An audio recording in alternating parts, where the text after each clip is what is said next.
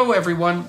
I'm pleased to be talking today with Mr. Eric Duhem, and he is the leader of the Conservative Party in the province of Quebec, the French language dominant province in Canada. And he is the fourth or the fifth Conservative leader to speak with me on my platform over the last year or so, a process that's actually been accelerating in recent months.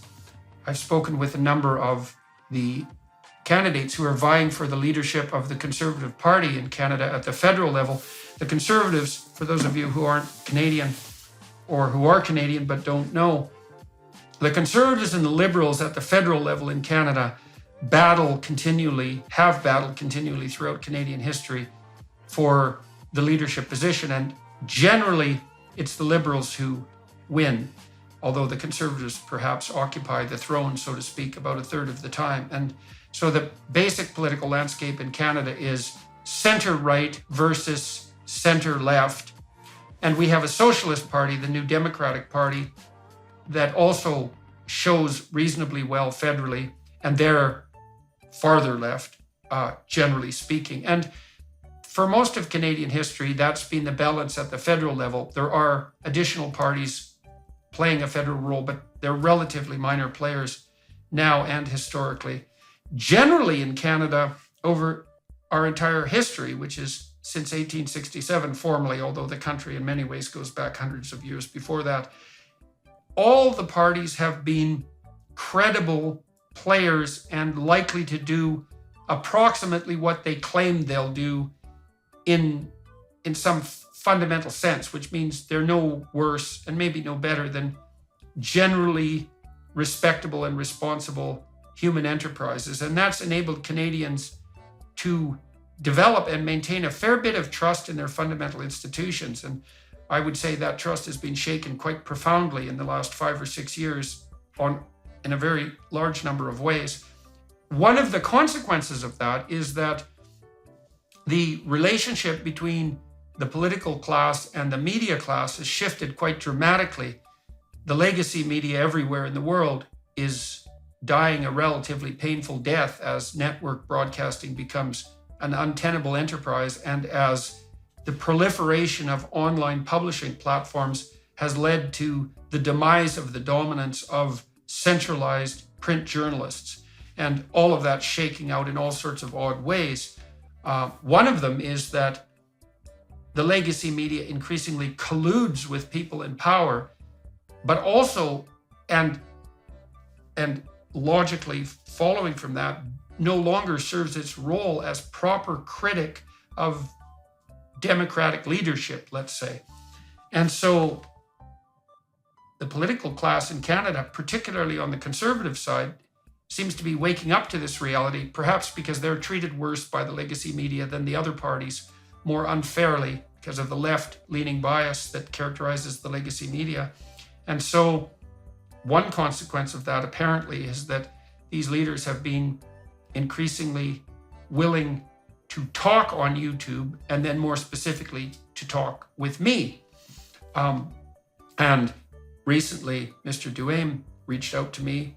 He is the leader of the Conservative Party in Quebec and wanted to engage in a long-form discussion, which I think is a very good thing, given that it's a form of political discussion that isn't filtered through arbitrary editing or the necessary process of parsing out trenchant sound bites. And so it's actually possible to have a discussion that involves thought that also isn't a competition between the journalist, which would be me in this case, and the politician. So I'm going to give you a bit of a bio of Mr. Duhem, and I'd like to thank him for for being willing to speak with me and for having the courage to submit himself to a long-form discussion in public, because that's not nothing to do that. It's quite a daring form of self-exposure to do this without pre-preparation. And none of the questions that I'm going to ask him were agreed upon beforehand. There's no tricks here except for the ones I can't help but play. So I'll give you a little bio about Mr. Duhaime, and then I think probably what we'll do is we'll try to situate the political landscape. We'll try to describe the political landscape in Quebec and to situate that within the broader political landscape in Canada so that people who are listening have a sense of what's going on there. And we'll also attempt to describe why knowing such things, well, first of all, should be relevant to Canadians, obviously, but might also be relevant to people around the world who increasingly at their political level, especially in the West, are grappling with very similar problems. It's a very weird convergence around the world of the assemblage of problems and potential political solutions.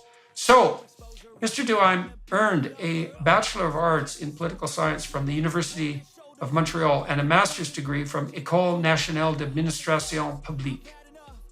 He writes for the Journal de Montreal. He's had a long career as a journalist, and the National Post, which is one of Canada's national newspapers, and works on various non-legacy journalistic endeavors online and elsewhere. He's one of the early adopters in Canada on the political horizon of the non-legacy media forms like the podcast that we're engaging in at the moment.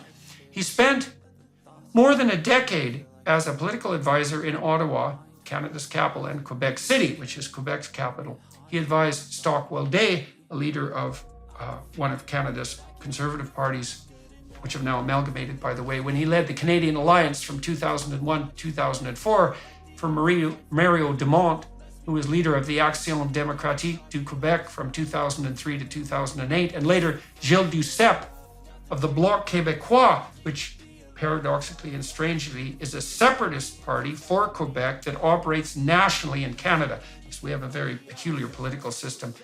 Duhaime also co-founded the Réseau Liberté Québec, a movement aimed at a revival of conservatism and libertarianism in Quebec, because Mr. Duhaime leans on the conservative side towards the more individualistic libertarian end of the distribution. In November 2020, Duhaime ran to succeed Conservative Party of Quebec leader Adrien D. Pouliot, winning with 95% of the vote. And so I thought we'd start our discussion first by welcoming you, Mr. Duhaime, and then letting you expound for a bit on, maybe you can explain Quebec to our listeners. Let's talk about the province a bit and about